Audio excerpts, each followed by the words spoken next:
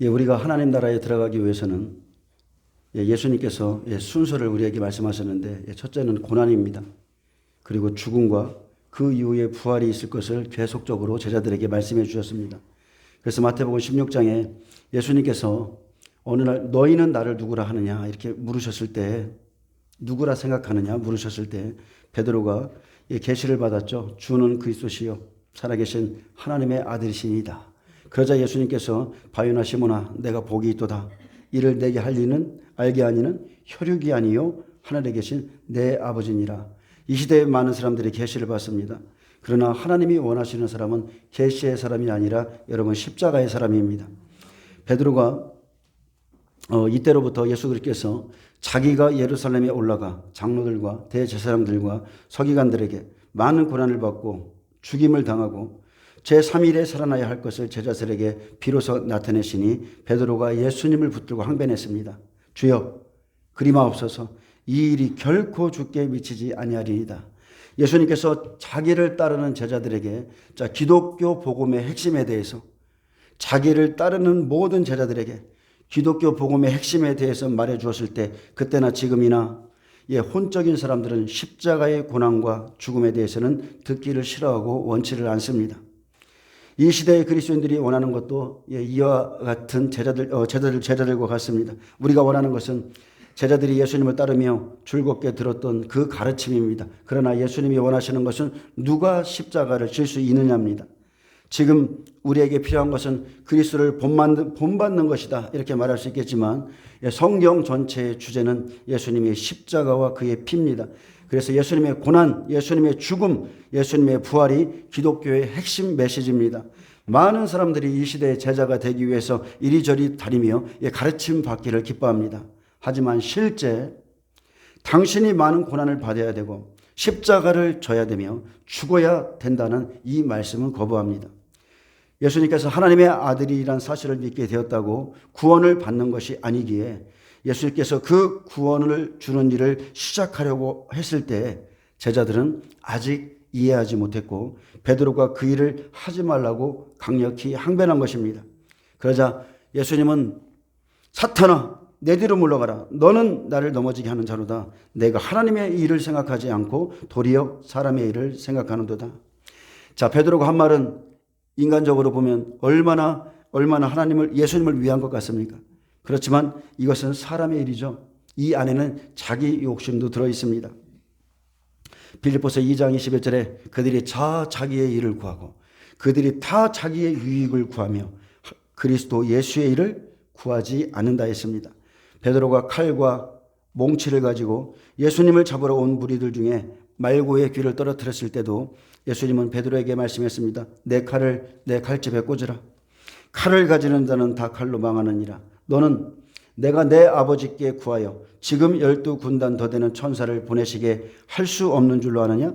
내가 만일 그렇게 하면 이런 일이 있으려 한 성경이 어떻게 이루어지겠느냐? 그러나 이렇게 된 것은 다 선지자의 글을 이루려 함이니라. 예수님은 사명 때문에 사셨고 죽기 위해 이 땅에 오셨습니다. 우리는 예수님을 따르면서도 하나님의 뜻을 모른 채 사람의 일에만 아주 열심일 수가 있습니다. 그리스도인들이 그 말씀의 뜻을 그 의미를 따라 살지 않는다면 오히려 십자가의 원수가 될 수 있습니다. 예수님께서 십자가에 달리셨을 때 대제사장, 서기관, 장로들과 강도들은 성전을 헐고 사흘에 짓는 자요. 내가 만일 하나님의 아들이거든 자기를 구원하고 십자가에서 내려오라. 십자가에서 내려오라. 그들이 원한 것은 십자가에서 내려오라. 예수님이 숨을 멎을 때까지 그들이 원한 것은 십자가를 지지 말라는 것이었습니다. 이들은 구원이 십자가에 있는 것을 알기 때문에 끝까지 예수께서 십자가 지는 것을 원치 않았습니다.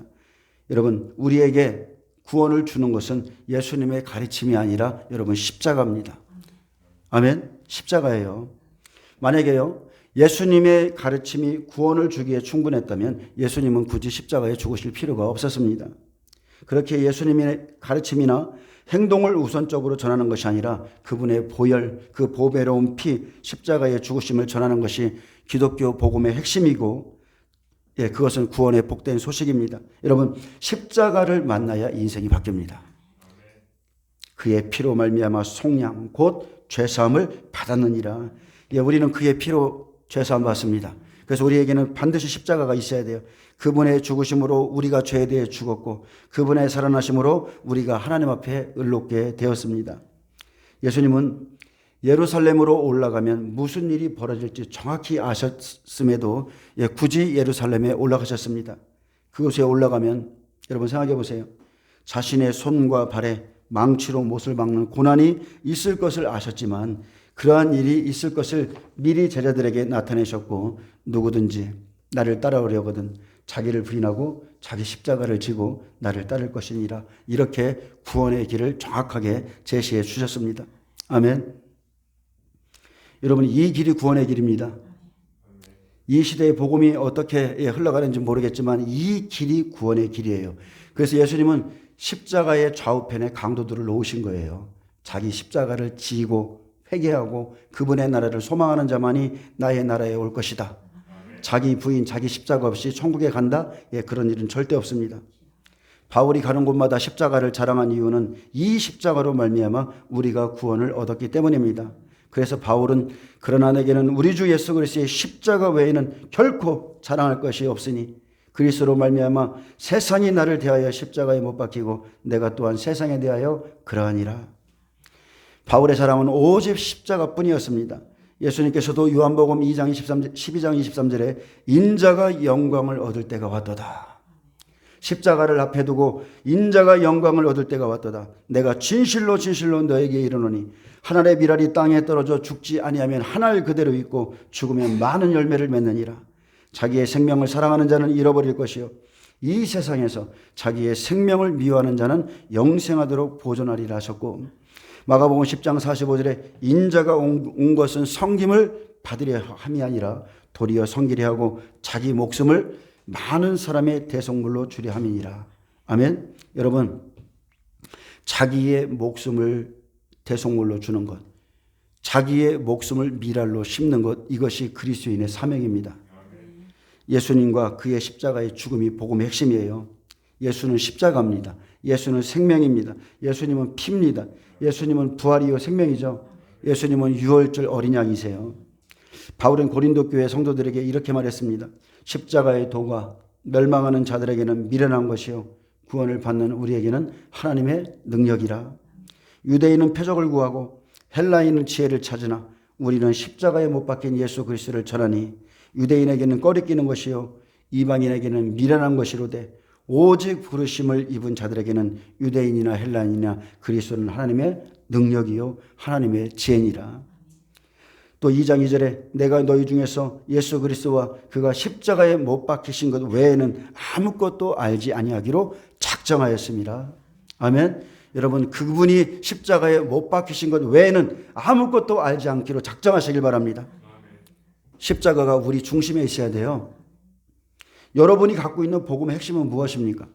여러분에게 복음을 제시해 보세요라고 말한다면 여러분이 지금 마음 가운데 갖고 있는 복음의 핵심은 무엇입니까? 여러분에게 십자가는 미련한 것입니까? 하나님의 능력입니까? 십자가가 하나님의 능력과 지혜가 되셔야 됩니다.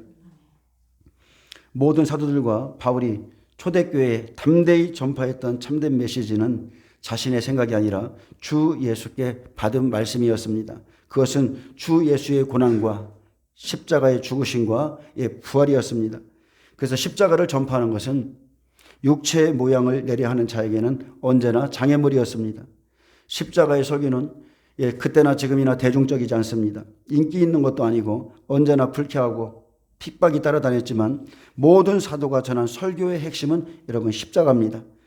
십자가는 우리에게 구속을 주는 진지하고 중대한 문제입니다.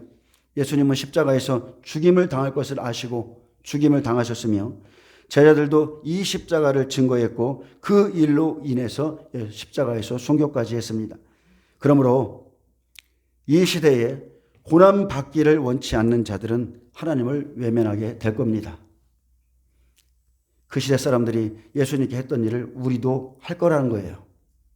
바울은 사도행전 14장 22절에 우리가 하나님의 나라에 들어가려면 많은 환난을 겪어야 할 것이라 했습니다.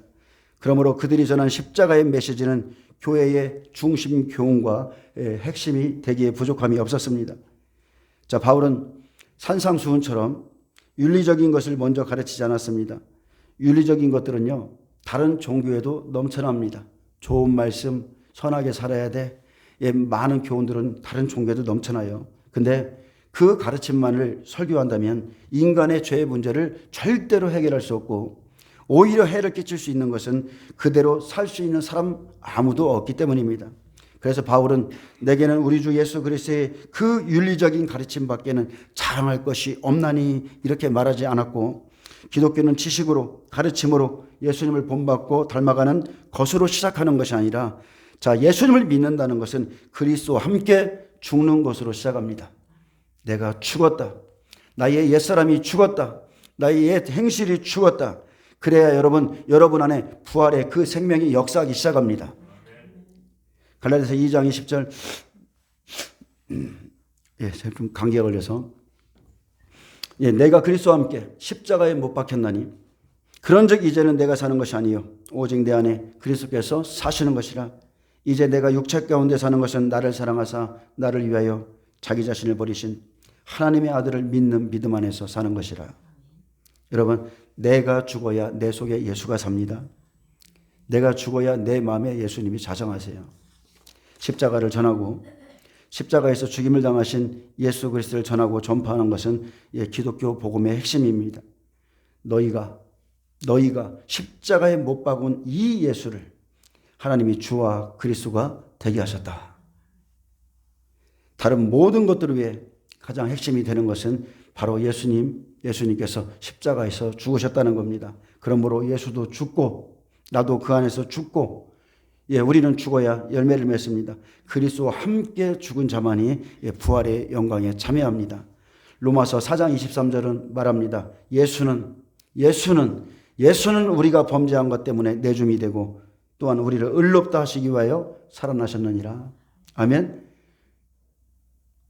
성경은 그리스도의 고난과 십자가의 죽음과 부활을 통해서 그를 믿는 자에게 하나님의 의가 임할 것을 기록해 놓았습니다. 하나님은 그를 십자가에 내주셨고 제3일에 그를 살리셨습니다. 사도행전을 보면 사도들의 강력한 그 메시지, 성령 안에서 전파했던 그 강력한 메시지는 다른 게 아니라 그리스도의 부활입니다. 그리스도가 부활하셨다. 너희가 십자가에 못 박은 이 예수를 하나님이 살리셨고 주와 그리스도가 되게 하셨다. 너희가 십자가에 못 박은 이 예수를 주와 그리스도가 되게 하셨느니라. 그가 음부에 버림이 되지 않고 하나님이 살리신지라. 우리가 이 일에 다 증인이로다. 하나님이 오른손으로 예수를 높이심에 그가 약속하신 성령을 아버지께 받아서 너희가 보고 듣는 이것을 부어주셨느니라. 그들이 이 말을 듣고 마음에 찔렸습니다. 우리가 어찌할꼬. 그때 베드로가 너희가 회개하여 각각 예수 그리스도의 이름으로 세례를 받고 죄사함을 받으라. 그리하면 성령을 선물로 받으리라. 오늘 여러분 성령 충만하게 원하십니까? 회개하고 성령 받으세요. 회개하시고 죄사함을 받으시길 축복합니다. 이것이 바로 하나님의 구원의 방법입니다. 예수는 내줌이 되었고 회개하고 그를 믿는 사람은 죄사함과 성령을 선물로 받습니다. 우리는 지금 성령 안에서 예수님의 죽음과 살아나심과 다시 오게 될 부활의 때를 강력히 증거해야 됩니다. 부활은 예수 그리스도가 당한 온갖 비참한 수모가 헛되지 않았음을 드러내주는 사실입니다. 부활을 통해서 그의 고난과 죽음까지도 비로소 진정한 의미를 갖게 될 수 있습니다.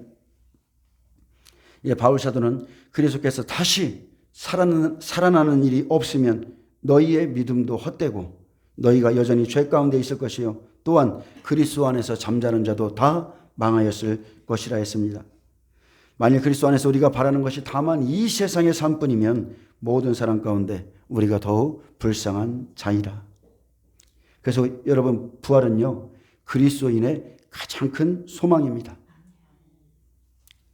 부활이 없다면 이 세상의 삶이 전부라면 우리처럼 불쌍한 사람이 없습니다. 그러나 예수께서 죽으신 것은 힘과 능력이 없어서가 아니라 우리가 범죄한 것 때문에 내줌이 되고 또한 우리를 의롭다 하시기 위해서 살아나셨다는 겁니다. 이것이 그의 죽으심의 이유고 우리에게 주신 것은 바로 부활의 산소망입니다. 그래서 예수님을 믿는 모든 사람은요 부활에 대한 소망이 있어야 돼요. 부활에 대해서 자세히 아셔야 돼요. 몸의 부활, 몸의 영광이 틀려요. 부활은 우리가 그리스도 안에서 죄에 대하여 죽었고 그의 살아나심으로 말미암아 의롭게 되었다고 확증한 사건입니다. 그러므로 바울은 말합니다. 만일 하나님이 우리를 위하시면 누가 우리를 대적하리요? 자기 아들을 아끼지 아니하시고 우리 모든 사람을 위하여 내주신 이가 어찌 그 아들과 함께 모든 것을 우리에게 주시지 아니하겠느냐? 누가 등이 하나님께서 택하신 자들을 고발하리요? 의롭다 하신 이는 하나님이시니 누가 우리를 정죄하리요? 죽으실 뿐 아니라 다시 살아나신 이는 그리스도 예수시니 그는 하나님 우편에 계신 자요 우리를 위해서 간구하시는 자신이라. 아멘. 얼마나 멋진 말입니까? 정말 놀라운 말씀이죠. 그리스도 예수 안에 있는 하나님의 사랑에서 끊을 수 없는 것은 그 누구도 그 어떤 피조물도 없다. 왜요? 예수님이 죽으시고 부활하셨기 때문에. 그렇다면 우리가 의롭게 되었으므로 죄를 지어도 됩니까? 더 이상 우리를 여전히 고발할 자가 없다는 말입니까? 그건 아니죠. 바울은 치우치지 않고 이 진리에 대해서 더 명확한 입장을 표명했습니다. 로마서 6장 5절에 만일 우리가 그의 죽으심과 같은 모양으로 연합한 자가 되었으면, 여기서 가장 중요한 것은 그의 죽으심과 같은 모양으로 연합한 자가 되었으면 또한 그의 부활과 같은 모양으로 연합한 자도 되리라. 우리가 알거니와 우리의 옛사람이 예수와 함께 십자가에 못 박힌 것은 죄의 몸이 죽어 다시는 우리가 죄에게 종노릇 하지 아니하리 함이니 이는 죽은 자가 죄에서 벗어나 의롭다 하심을 얻었습니다. 만일 우리가 그리스도와 함께 죽었으면 또한 그와 함께 살 줄을 믿노니 이는 그리스도께서 죽은 자 가운데서 살아나셨으며 다시 죽지 아니하시고 사망이 다시 그를 주장하지 못할 줄을 알미라. 그의 죽으심은 죄에 대하여 단번에 죽으심이요 그의 살아계심은 하나님께 대하여 살아계심이니 이와 같이 너희도 너희 자신을 죄에 대하여는 죽은 자요 그리스도 예수 안에서 하나님께 대하여는 살아있는 자로 여길지니라. 아멘. 예, 아멘입니다. 우리가 애굽에서 출애굽에서 홍해를 건너는 이유는 딱 하나입니다. 예, 홍해를 건너는 것은요, 내가 세상에 대해서는 죽은 자요 하나님께 대하여 살게 하려 함이라 나가는 거예요. 오직 우리에게는 전진밖에 없습니다. 우리는 뒤로 물러가 멸망할 자도 아니고, 우리는 우리 앞에는 오직 전진이에요. 오직 죽는 순간까지 전진입니다. 그러므로 너희는 죄가 너희 죽을 몸을 지배하지 못하게 하여 몸의 사욕에 순종하지 말고 또한 너희 지체를 불의의 무기로 죄에게 내주지 말고 오직 너희 자신을 죽은 자 가운데서 다시 살아난 자같이 하나님께 드리며 너희 지체를 의의 무기로 하나님께 드리라. 아멘. 죄가 너희를 주장하지 못하리니 이는 너희가 법 아래에 있지 아니하고 은혜 아래에 있음이라. 그런즉 어찌하리요? 우리가 법 아래에 있지 아니하고 은혜 아래에 있으니 죄를 지으리요? 그럴 수 없느니라. 너희 자신을 종으로 내주어 누구에게든 순종하든지 그 순종함을 받는 자의 종이 되는 줄을 너희가 알지 못하느냐? 혹은 죄의 종으로 사망에 이르고 혹은 순종의 종으로 의에 이르느니라. 너희 육신이 연약함으로 내가 사람의 예대로 말하노니 전에 너희가 너희 지체를 부정과 불법에 내주어 불법에 이른 것 같이 이제는 너희 지체를 의에게 종으로 내주어 거룩함에 이르라. 너희가 죄의 종이 되었을 때에는 의에 대하여 자유로웠느니라. 너희가 그때에 무슨 열매를 맺었느냐?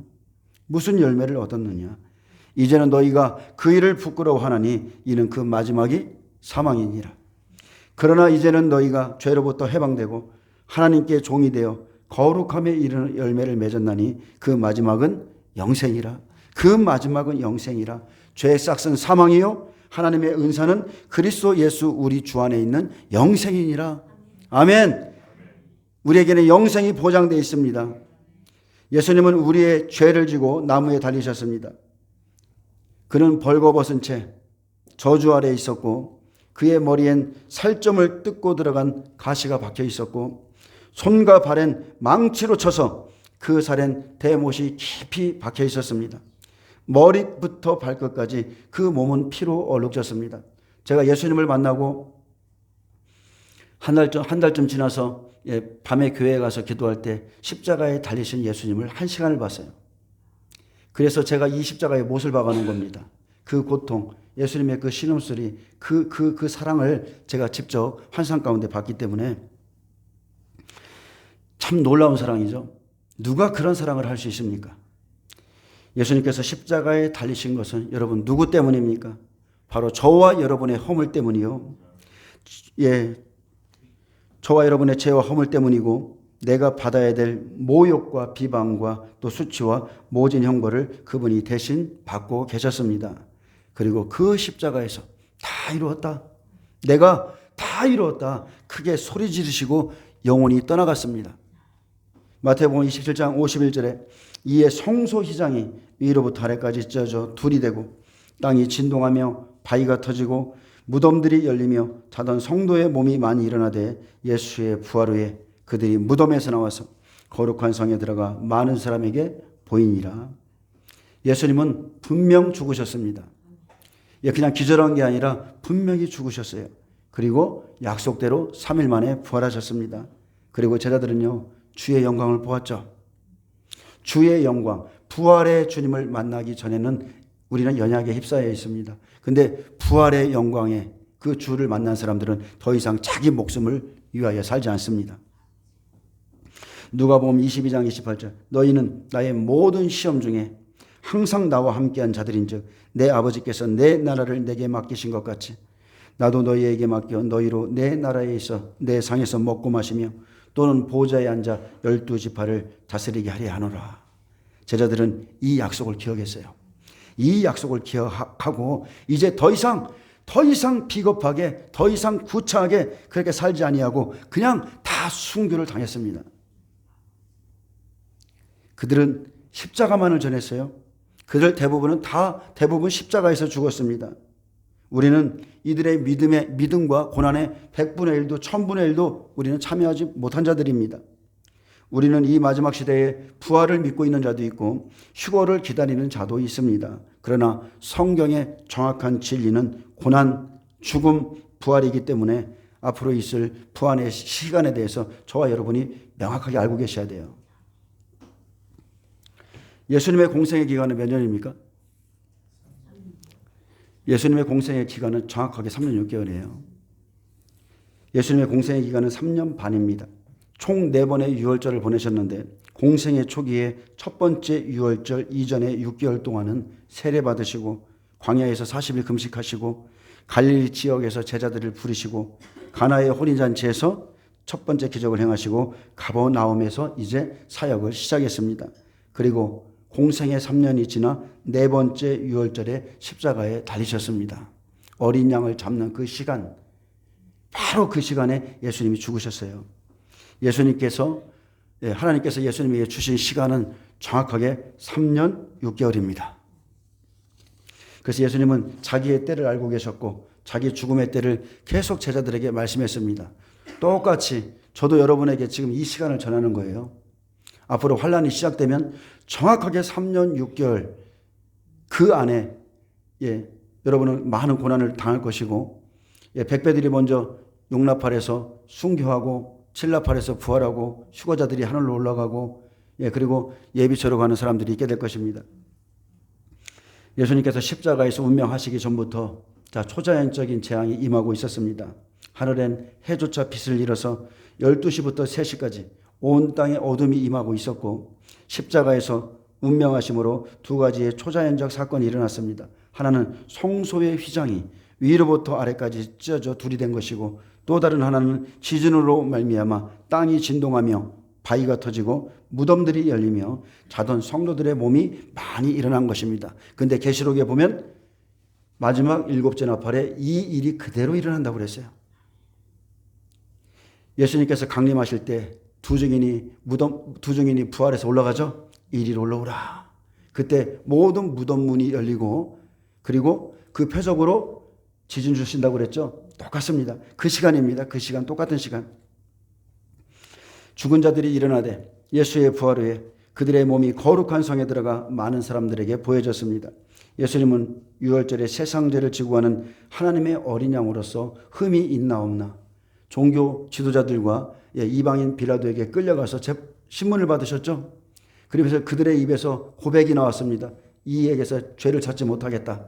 어린 양의 흠없는 어린 양으로서 죽으셨고 무교절에 음부에 계셨으며 초실절에 첫 열매로 부활하셨지만 이 일은 천지가 창조될 때부터 계획된 일이었습니다. 에베소 2장 14절에 그는 우리의 화평이신지라 둘로 하나를 만드사 원수된 것 곧 중간에 막힌 담을 자기 육체로 하시고 법조문으로 된 계명의 율법을 폐하셨으니 아멘.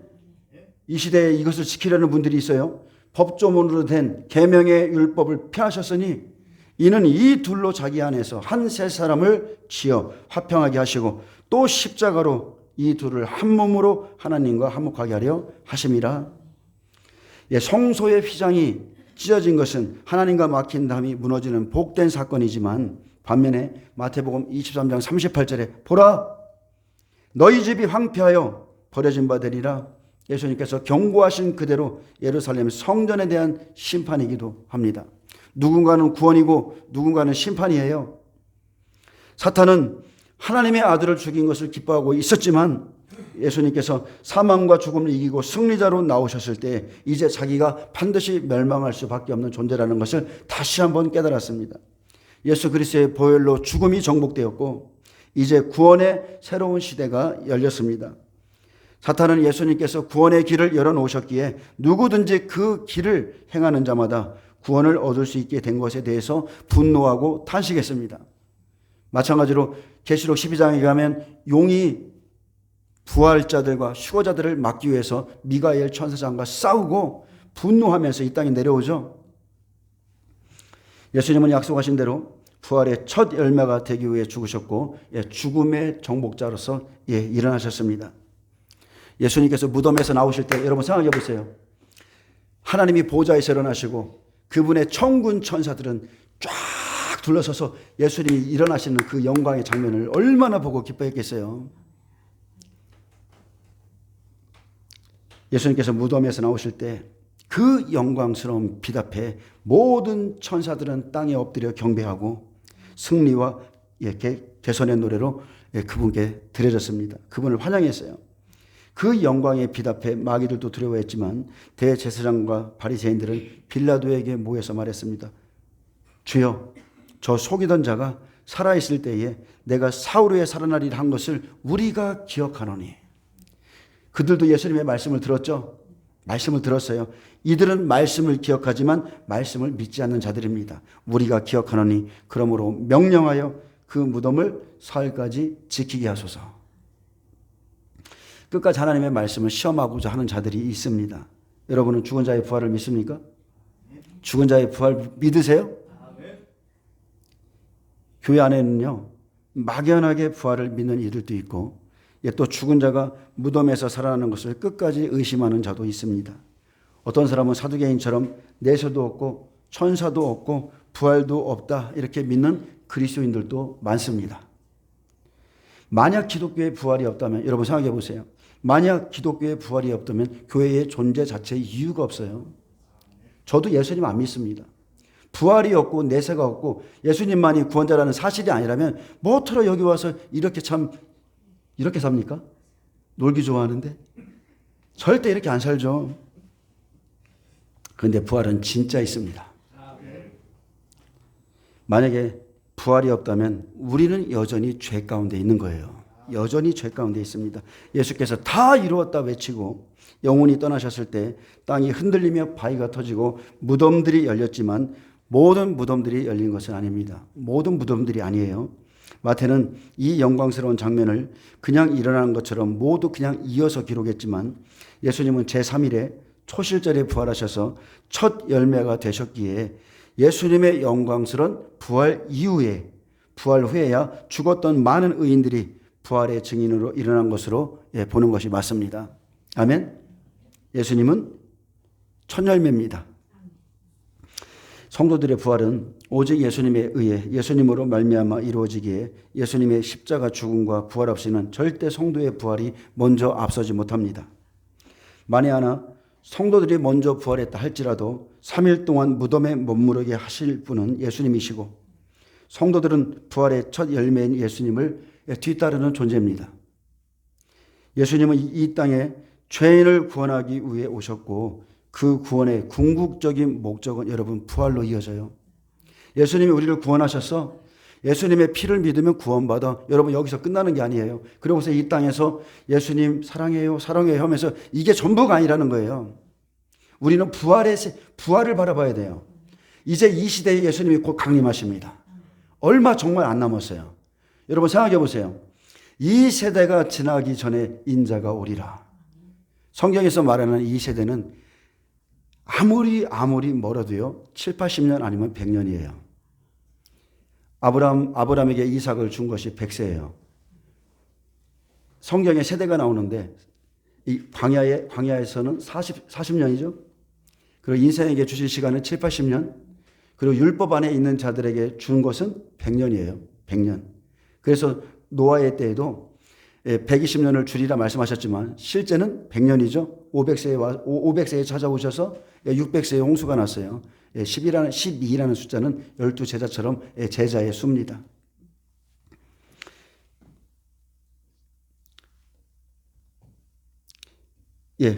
이 구원의 궁극적인 목적은 부활입니다. 하나님의 영원한 나라로 데려가는 겁니다.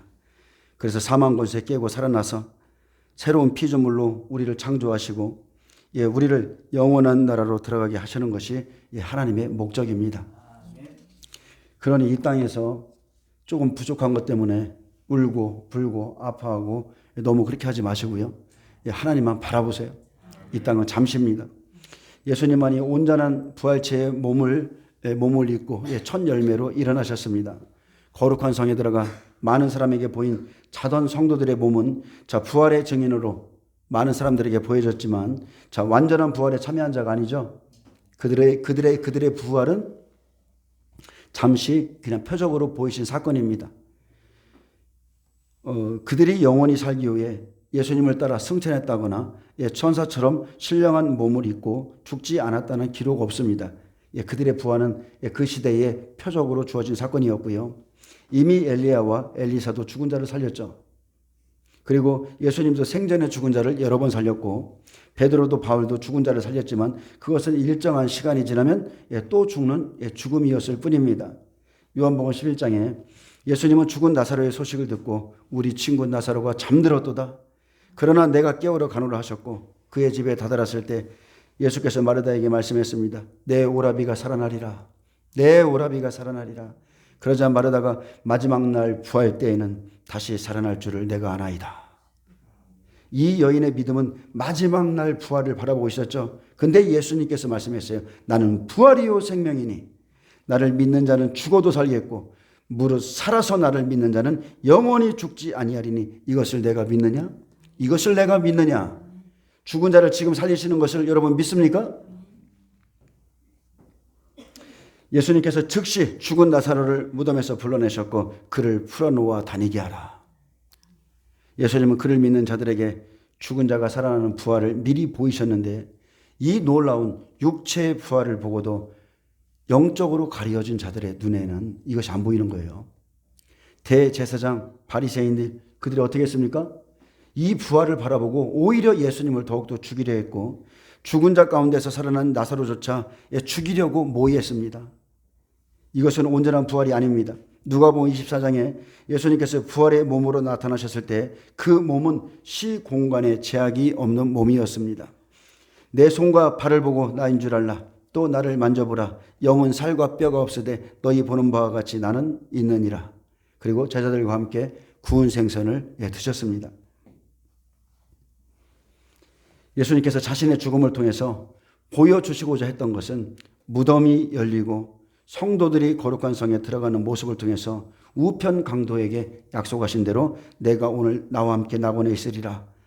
낙원의 문을 여시고 구약에 자던 거룩한 성도들의 영들이 무덤에서 낙원으로 들어가는 것을 그 몸의 부활로 보이신 겁니다. 아멘. 구약의 백성들은요 잠들었다고 표현했어요. 잠들었다고 표현했습니다. 그것을 예수님이 깨워서 그날 낙원의 문을 열고 그리로 그들을 다 데려가신 겁니다. 그러면 지금 모든 사람들이 어디에 있어요? 다 낙원에 있어요. 자꾸 천국 갔다 오셨다고 그러는데 지금은 모든 사람이 다 낙원에 있고요. 예수님이 공중에 강림하실 때 천국 문이 열립니다. 내가 너희를 위하여 거처를 예비하러 가노니 그 천국이 우리에게 열려요. 그러므로 지금 사람들이 다녀오는 곳은 천국도 아니고 낙원일 겁니다. 낙원일 거예요.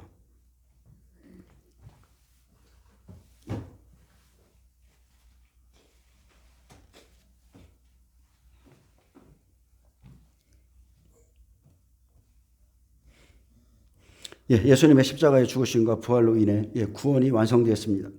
그로 인해 주 안에서 죽은 성도는 반드시 부활한다는 것을 보여주셨는데 그들은 그 당시까지 각 시대에 걸쳐 선택된 거룩한 자들이었습니다. 여러분, 거룩한 자들이 일어납니다. 예수님은 부활하심으로 그를 따르던 거룩한 성도들의 몸이 일어날 것을 보이셨고 마지막 시대를 사는 우리도 주님의 강림하실 때에 새로운 부활체의 몸을 입고 일어날 것이라 말씀했습니다. 고린도전서 15장 22절에 아담 안에서 모든 사람이 죽은 것 같이 그리스도 안에서 모든 사람이 삶을 얻으리라. 그러나 각각 자기 차례대로 되리니 먼저는 첫 열매인 그리스도요. 다음에는 그가 강림하실 때에 그리스도에게 속한 자요. 그 후에는 마지막이니 그가 모든 통치와 모든 권세와 능력을 멸하시고 나라를 아버지 하나님께 바칠 때라. 아멘. 자, 부활도 지금 나눠져 있죠. 공중에 강림하실 때, 그리고 나라를 아버지 하나님께 바칠 때. 부활의 참된 의미는 영원히 죽지 않는 신령한 몸을 입는 것입니다. 기록된 바 첫사람 아담은 생명이 되었다 함과 같이 마지막 아담은 살려주는 영이 되었나니 그러나 먼저는 신령한 사람이 아니요 육의 사람이요 그 다음에 신령한 사람이니 첫사람은 땅에서 났으니 흙에 속한 자이거니와 둘째 사람은 하늘에서 나셨느니라. 자, 하늘에 속한 썩지 않는 이 신령한 몸, 부활체의 몸으로 새하늘과 새 땅에서 하나님 나라를 유업으로 받아 왕노릇하는 것이 우리가 바라는 그 부활입니다. 예수님은 장자로서 첫 번째 부활하셨고 두 번째는 그가 강림하실 때 그에게 속한 자인데 첫째 부활에 일어나는 자들은 장자입니다. 믿음의 장자들. 그리고 이스라엘 14만 4천 휴거자들입니다. 보라, 내가 너희에게 비밀을 말하노니 우리가 다 잠잘 것이 아니요 마지막 나팔에 순식간에 다 호련히 변화되리니 나팔 소리가 나매 죽은 자들이 썩지 아니할 것으로 다시 살아나고 우리도 변화되리라. 이 썩을 것이 반드시 썩지 아니할 것을 입겠고 이 죽을 것이 죽지 아니함을 입으리로다. 우리는 벗는 게 아니라 입는 존재예요. 입으리로다. 이 썩을 것이 썩지 아니함을 입고 이 죽을 것이 죽지 아니함을 입을 때에는 사망을 삼키고 이기리라고 기록된 말씀이 이루어지리라. 계시록 11장 15절에 일곱째 천사가 나팔을 불매 하늘에 큰 음성들이 나서 이르되 세상 나라가 우리 주와 그의 그리스도의 나라가 되어 그가 세세토록 왕노릇 하시리로다. 하나님의 비밀입니다. 마지막 나팔은 하나님의 비밀이에요. 즉 모든 사람들이 살아나고 왕노릇하고 이 죽지 아니할 것을 입는 것은 마지막 일곱째 나팔에 있습니다. 마지막 나팔에 순식간에 다 호련히 변화되는데 첫째, 죽은 자들이 썩지 아니할 것으로 다시 살아나고 둘째는 우리도 변화되리라. 그래서 데살로니가 전서 4장 15절 말씀이 이루어집니다. 부활, 살아나고 휴거, 변화되리라. 아멘.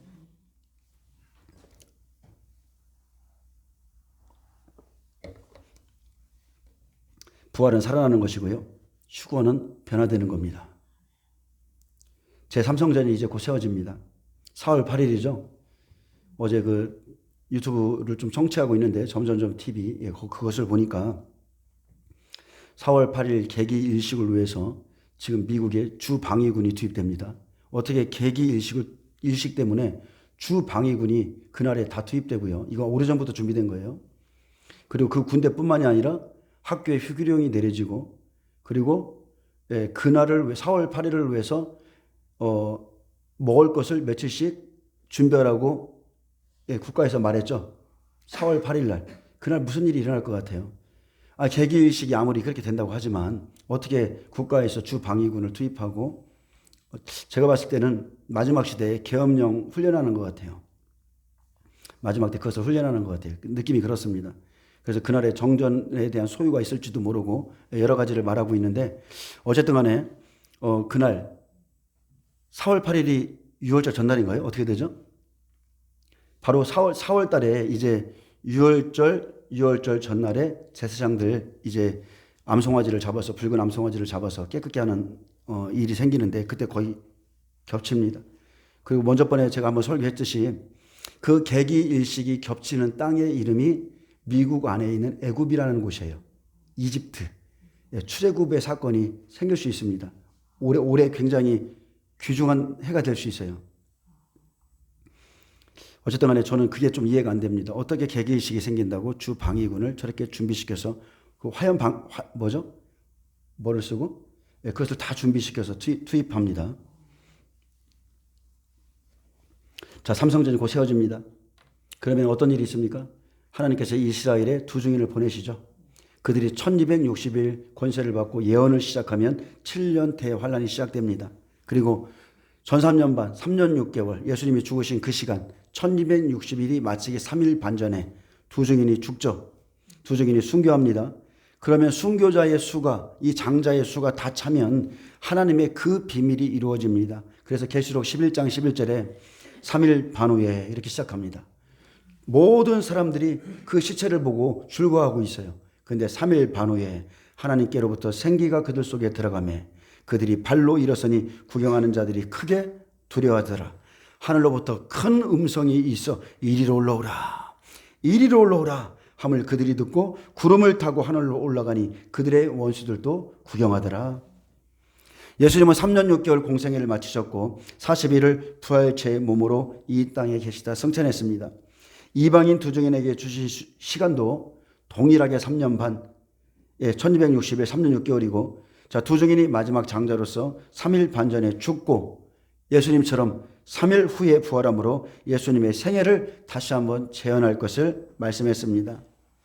그래서 에녹도 365년, 예수님의 예표인 엘리야도 3년 6개월에 사역을 마쳤고 후 3년 반 적그리스도의 예표인 이세벨에게 쫓겨 40일 동안에 쫓겨다니다가 산에 올랐습니다. 그렇게 두 증인이 전 3년 반을 마치고 6째 나팔에 순교하고 마지막 7째 나팔에 부활하는 날, 자, 모든 무덤들이 열립니다. 장자의 무덤들이 열려요. 자던 성도들 중에 이 장자들, 백배들, 순교자들이 먼저 부활하여 공중에서 주님을 만납니다. 저와 여러분 여기에 참여하기 바랍니다. 욕심을 좀 내셔야 돼요. 이들은 사람으로서 첫째 부활에 참여하는 자들이고 가장 중요한 것은 둘째 사망의 해를 받지 않습니다. 백보자 심판 안 받아요. 또 이들은 부활체의 영광의 몸을 입고 예수님과 같이 하늘과 땅을 오르내리면서 1000년 동안 왕노릇합니다. 히브리서 11장 40절은 우리가 아니면 그들로 온전함을 이루지 못하게 하려 하심이라 했습니다. 그래서 이방인 두 증인, 이방인이 순교해야 돼요. 복음은 해죠. 해를 옷 입은 한 여자예요. 복음을 받은 모든 사람들은 순교입니다. 이방인 두 증인이 순교함으로 부활이 먼저 일어나고 예수님을 죽인 핏값을 치르고 돌아온 이스라엘 자손 중 장자 14만 4천이 살아서 휴거함으로 하나님의 말씀을 온전히 이룹니다. 우리가 아니면 그들로 온전함을 이루지 못하게 하려 함이라. 100배 장자들이 죽어야 이스라엘 장자 14만 4천이 살아서 휴거됩니다. 구약의 성도들 중에 한 무리가 무덤에서 나와 거룩한 성에 들어가 많은 사람에게 부활을 증거하고 그의 영광을 드러내었고 초대교회 제자들은 나갔습니다. 사망의 권세를 깨뜨린 예수님의 부활을 증거하기 시작했습니다. 여러분, 지금 이곳에 예수께서 부활하실 때에 함께 부활한 자들이 있습니다. 우리는요, 예수를 죽은 자 가운데 살리신 이의 영이 우리 안에 거하세요. 그분을 죽은 자 가운데서 살리신 이의 그 영이 우리 안에 들어 계세요. 우리는 그래서 성령 안에서 예수의 증인이죠. 부활의 증인인 것입니다. 왜냐하면 우리가 예수와 함께 죽었고 죽음 가운데서 함께 일어났으며 더 이상 사망의 종로로 타지 않게 되었다는 것입니다. 이제 우리는 무덤에서 살아난 자는 세상에 대해 죽었고 세상을 두려워하지 않습니다. 어찌됐든 간에 중요한 건 이겁니다. 진짜 예수님을 만나잖아요. 세상이 두렵지 않습니다. 세상에 의해서 좌지우지 되지도 않아요. 진짜 예수님을 만난 사람, 성령 안에서 예수님을 뜨겁게 만난 사람은 오직 십자가만을 사랑하게 돼 있고 십자가를 증거하게 돼 있고 이 땅의 것에 연연하지 않습니다. 절대 않습니다. 자, 하나님의 말씀하신 모든 언약이 이루어지는 시대에 저와 여러분이 살고 있습니다. 여러분, 정말로 예수 그리스도는 곧 오십니다. 제가 이 말씀을 전하니까 도리어 어떤 목사가 저보고 약간 잘못된 신앙을 가지고 있다 말하더라고요. 어떻게 목사가 이 세대가 지나가기 전에 인자가 오리라 예수님이 약속을 하셨는데 제가 마지막 때를 전하는 것을 잘못되었다고 말하는 목사가 있어요. 그런 사람은 목사가 아니죠. 이 시대에 주님은 반드시 오십니다. 지금 이 시대에 이 땅의 일들 때문에 낙담하고 낙심하고 절망하고 그러고 슬퍼하는 자들이 있다면 이제 곧 다시 오실 예수 그리스도의 강림을 기쁨으로 기다리세요. 그분께 소망을 주세요.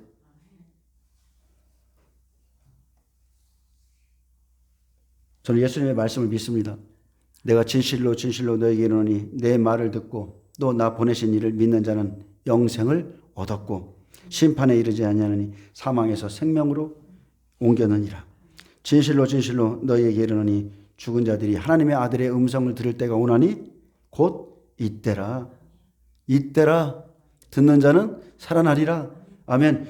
여러분, 곧 우리가 이 말씀을 체험하게 될 겁니다. 진실로 진실로 너에게 이르노니 죽은 자들이 하나님의 아들의 음성을 들을 때가 오나니 곧 이때라. 듣는 자는 살아나리라. 두 가지 의미가 있죠.